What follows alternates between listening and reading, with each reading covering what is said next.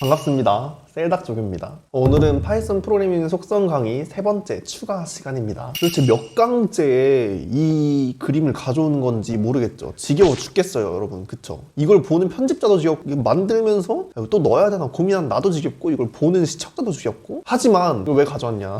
프로그램의 구조를 잡는 게 문제를 풀 때도 굉장히 도움이 돼요. 그래서 몇 번째 가져오고 있습니다. 여기 보면 이제 실제로 프로그램에서 하는 일을 이렇게 돼 있죠. 결국에는 4개밖에 안 한다고. 어떻게 하면 그런 복잡한 프로그램을 만들 수 있을까? 그런 게 이제 여기 나와 있는 거죠. 순서를 바꾼다고 그랬어요. 이 4개의 친구의 순서를 바꿈으로써 흐름을 형성하는 거죠. 그 순서를 바꿀 수 있는 것도 그냥 다 나와 있죠. 여기 분기랑 반복으로 돼 있어요. 오늘 이 시간에는 이 분기에 대해서 더 많이 추가로 공부할 예정이고, 이 제어문을 통해서 알고리즘을 만드는 거예요. 나중에는 점점 더 그 알고리즘을 어떻게 만드는지 뭐 이런 거에 대해서 배울 겁니다. 이 그림도 계속 가져왔죠. 프로그램은 기본적으로 위에서 아래로 실행이 된다고. 근데 같은 시간대에 위에서 있는 어떤 조건에 따라 다른 일을 하고 싶을 때가 있다고요. 그래서 그때 우리가 이 분기문, 그러니까 조건문을 이용을 하는 거고, 이때 두 갈래 길에서 어느 갈래의 길로 갈지를 조건에 따라서 정한다 그랬어요. 그래서 이거를 분기를 나누는 방법, 조건을 쓰는 법 이렇게 따로따로 배웠었죠. 오늘은 이걸 다 합쳐서 예제를 좀 많이 만들어 봤어요.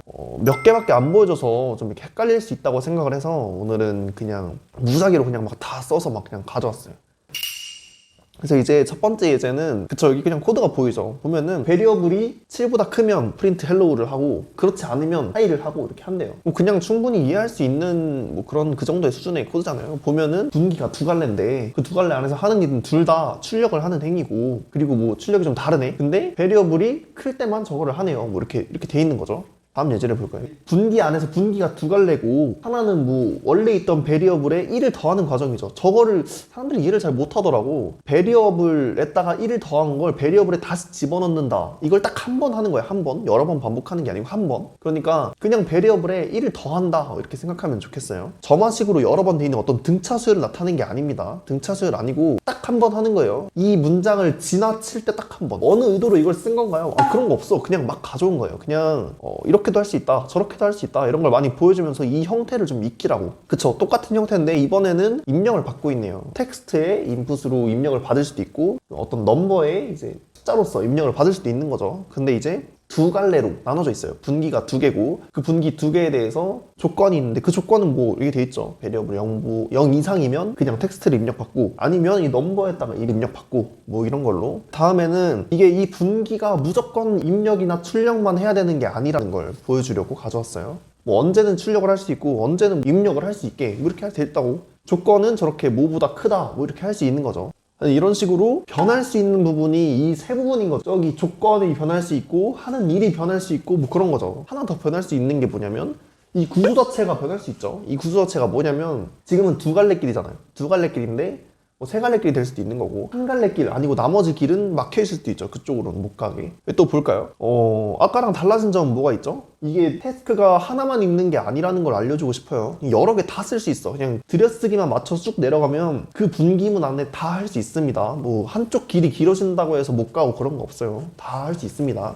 다음에는 이거는 그거네요. 이게 등호가 돼 있죠. 베리어블이 0이랑 같을 때만 저 프린트 헬로우를 하는 겁니다. 나머지는 다 하이를 할 거고요. 부등호일 때는 이게 숫자와 숫자로만 연산이 가능했죠. 근데 이제 등호가 되면 문자열도 가능합니다. 그러면 베리어블에 워터라는 문자열이 들어있다면, 그렇죠, 딱 맞겠죠. 다시 한번 말하지만 이거 0은 11, 새로운 수식이 또 발견된 건가요? 그런 거 아닙니다.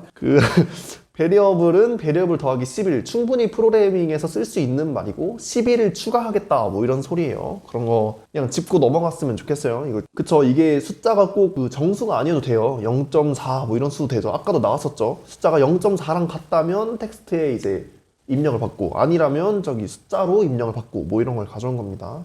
그리고 베리어블이 멜론이라면 프린트 하이를 하고, 아니면 숫자를 입력을 받는 거죠. 이거 분기에 따라서 어떤 작업을 하는지는 중요하지 않다고. 우리가 작업 많이 배웠잖아. 연산 많이 할 수 있다고. 그거 여러 번 진행할 수도 있잖아요. 나머지 연산자, 정수나눗셈 이런 거 하면서 할 수 있잖아요. 그리고 다음 거 보면은, 그쵸, 저렇게 하는 일이 2개, 3개 이렇게 된다고. 이거 지금 2개만 가져와서 2개만 되는 게 아니에요.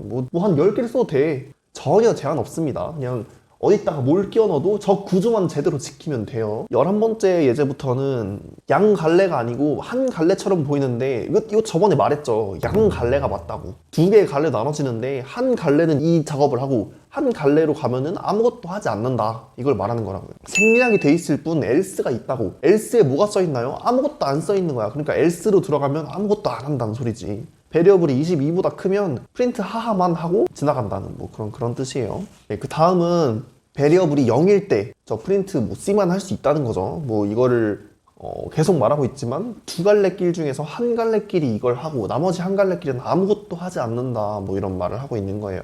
그쵸? 잘못 가져왔어. 미친놈인가? 베리어블이 문자열 A 이하일 때 말이 됩니까, 여러분? 이거 반면교사 이렇게 쓰면 안 된다. 부등호 하여튼 이거는 이렇게 쓰면 안 된다. 이거 X 이렇게 D 이렇게 그어주시고 네, 피곤할 때 이걸 작성했나봐요. 죄송합니다. 아, 세 번째 슈가 나왔어요. 그쵸? 워터멜론 슈거. 그쵸? 이것도 두 갈래 길인 거야. 두 갈래 길로 하나는 이 작업을 수행하고 하나는 작업을 수행하지 않는다 인데, 그 작업을 수행하는 그 하나가 베리어블은 베리어블 곱하기 7이다. 이게 등비수열이 아니라고. 등비수열이 아니고 베리어블에 7을 곱해서 베리어블에 다시 집어넣는 거라 했죠. 그걸 몇 번 한다고? 한 번만 한다고. 한 번만. 그리고 이제 그쵸, 이제 베리어블이 9보다 작을 때는 텍스트를 입력을 받고, 그렇지 않으면 입력을 안 받게 돼 있네요. 그러니까 입력을 안 받는 정도가 아니고 아무것도 안 하게 돼 있죠. 두 갈래 길인 거 알려주시고. 네 번째 하이가 나왔어요. 베리어블이 하이라면 넘에다가 9.4를 넣고 넘을 출력한대요. 뭐 이런 거 되게 많을 수 있죠. 사실 그냥 프린트 9.4를 하면 될 것을 이렇게 하나 싶기도 한데, 이거는 그 뒤에서 넘이라는 수가 쓰일 수도 있는 거죠. 뭐 이런 용법으로 충분히 쓸 수 있다는 거예요. 두 갈래 길인 건 맞죠. 두 갈래 길인데 한 갈래 길에서는 아무것도 하지 않는 거예요. else일 때는 아무것도 하지 않는 거야. 그러나 저 베리어블이 마이너스 4.6 이상이라는 저 조건만 만족한다면 여기 안에 들어있는 이 분기, 세 개의 문장을 다 같이 실행하는 거야. 이게 세 개라고 하니까 이상하지. 여기 안에 들어있는 거 다 실행하는 거야. 여기 한 뭐 10줄이든 20줄이든 다 실행하는 겁니다. 그리고 이제 베리어블이 마이너스 85.6일 때 넘 1에다가는 숫자를 집어넣고 넘 2에다가는 넘 1 더하기 901을 집어넣고 프린트는 넘 2를 하고, 이런 식으로 여러 개의 일을 할 수 있다, 뭐 이런 거를 알려주는 겁니다. 네, 그쵸. 이렇게 해서 18개의 어떤 예시를 가져와 봤어요. 근데 이게 뭐 이거를 다 쓴다, 뭐 이런 식으로 쓴다가 아니고 가능성이 열려있다라는 취지로 들었으면 좋겠고, 코딩을 할 때 나는 이런 거 많이 들었어. 이렇게 해도 되나? 아니, 문법상 이렇게 해도 될 것 같은데 이렇게 해도 될까? 의심이 드는 순간이 있어요. 그런 순간을 내가 어느 정도 그걸 좀 이렇게 해소시켜 주려고 최대한 많이 들고 오려고 했습니다. 그래서 이 18개를 보고 이렇게 해도 되는구나, 이렇게 해도 되네, 그치, 저렇게 할 수 있겠지, 뭐 이런 식으로 당연하다 싶게 넘어가면서 보면서 구조도 익히고 익숙해졌으면 좋겠습니다. 그리고 이제 다음 할 거는 중첩된 구조를 좀 할 거예요. 이 중첩이라는 의미가 두 가지가 있어요. 두 가지가. 하나는 조건이 여러 개가 중첩돼 있어서 복잡한 조건을 형성하는 경우가 있겠죠. 사실 진짜 중첩문은 근데 그 다음 거죠. 구조 자체가 막 몇 개로 분리돼 있을 때, 이 구조에 혹시 의미가 보이나요? 이렇게 두 개로 먼저 갈라졌는데 나머지 그 두 개가 또 다른 두 개로 갈라지기도 하고, 하여튼 이런 식으로 보면서 이 중첩 구조를 조금 파악해보고, 옆에서 보시면 이제 코드 블록이 뭐 저런 식으로 돼 있죠. 코드 안에다가 이렇게 집어넣는데 이게 혹시 5개 T가 보이나요? 남 지금 방금 발견했네. 저 중간에 중첩된 B랑 납B 있는 부분 있죠. 중첩된 분기. 그 분기가 어디로 들어가야 돼요? 밑에 들어가야 돼요. 그쵸. 지금 if 쪽으로 들어가 있죠. else 쪽으로 들어가 있어야 되는 거죠. 저 노란색 블럭이. 여기 있는 이 노란색 블럭이. 그거 파악하라고 내가 이렇게 가져왔나 봅니다, 여러분.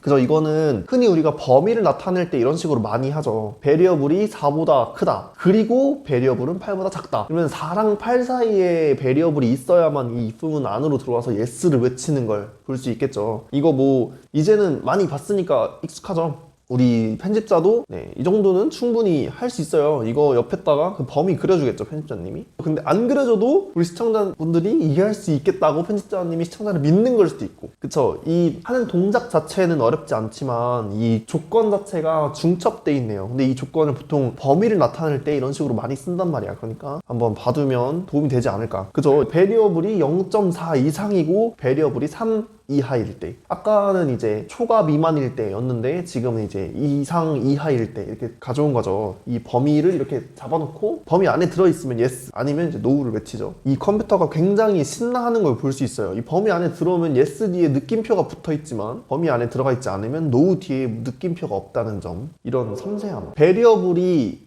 0.4 이하이고 베리어블이 0.7 초과일 수 있을까요? 이게 두 개가 그리고로 이어질 수 있을까? 그런 수가 겹칠 수가 없죠. 이걸 그래서 여기 중간에 보면 5어로 읽고 있죠. 5어로 읽고 있어요. 위에서 보면은 범위가 겹치는 부분이 있으니까 AND로 읽는 거죠. 겹치는 부분이 있는데도 5어로 이어버리면은 다 여기로 들어오게 되는 거죠. 그 어느 것도 바깥으로 빠져나가지 않겠죠. 분기가 아니고 완벽한 하나의 길이 되는 거죠. 하여튼 이렇게 해서 이 바깥에 있는 범위, 수학적으로 여기 바깥에 범위 바깥에 있는 범위도 정의할 수 있다는 점 파악했으면 좋겠습니다. 이거 또 그렇죠. 이것도 초과 미만도 있고 여기서도 이상 이하도 이렇게 돼 있죠. 범위 바깥에 있는 쪽도 이렇게 바꿔서 출력을 할 수 있다. 분기를 나눠서 출력을 할 수 있다. 이런 거를 파악하려고 가져왔습니다. 이 중첩된, 실제로 그러니까 조건이 중첩된 게 아니고 구조 자체가 중첩돼 있죠. 그래서 되게 복잡해 보여요. 근데 이제 구조를 다시 한번 봐봐. 이 중간에 있는 걸 보고 if else를 봐요. 베리어블은 1일 때, 베리어블이 1이 아닐 때. 근데 그 안에 있는 이 두 개가 베리어블이 1이고 스트링도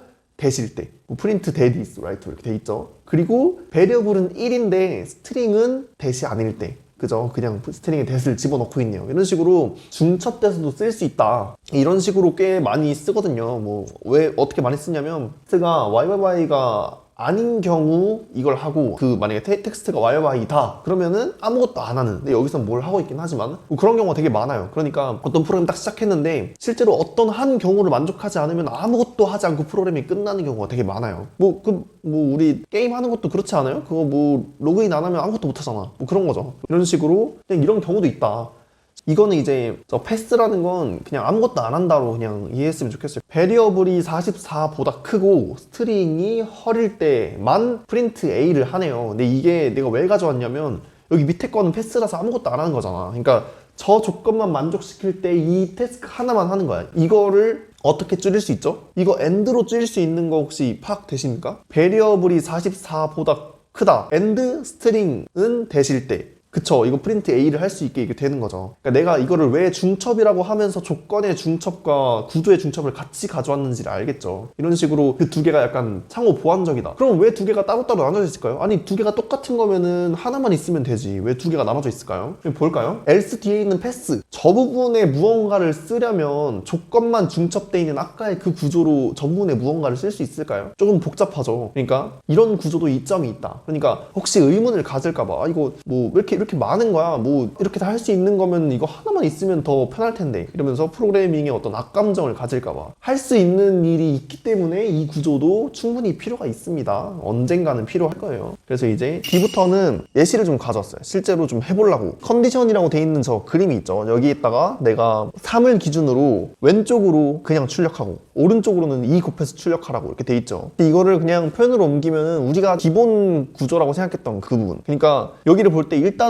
조건보다는 먼저 할 일을 보는 거야. 그 다음에 그 구조를 잡아놓고 그 안에다가 조건을 쓰는 거야. 그 안에다 조건을 쓰려고 보면은 조건이 간단하죠. 베리어블이 3보다 클 때 이걸 하고, 베리어블이 3보다 작을 때는 안 써도 되죠. else니까. 뭐 그냥 이렇게 쓰는구나 하고 넘어갔으면 좋겠습니다. 이번 문제는 베리어블 2가 마이너스 2.6이 아니면 다 똑같아. 베리어블 2가 마이너스 2.6이면 그때는 뭐 그렇죠, 베리어블 1 플러스 5로 이렇게 돼 있는 거죠. 실제로 그 순간에 그냥 그 조건에는 분기가 다르게 이루어져야 되는 거지. 그래서 이거를 저렇게 표현하는 거예요. 위에 거는 어떻게 표현한 거냐면 베리어블 2가 마이너스 2.6일 때 행동을 먼저 위에 적어놨으니까 그 조건을 저렇게 적어놓은 거예요. 저렇게 베리어블 1 곱하기 5를 하는 이 순간은 베리어블 2가 마이너스 2.6일 때 그 조건을 나타낸 거죠. 근데 이제 만약에 베리어블 1 플러스 5를 하는 순간은 하고 물어봤을 때는 조건이 어떻게 되는 거죠?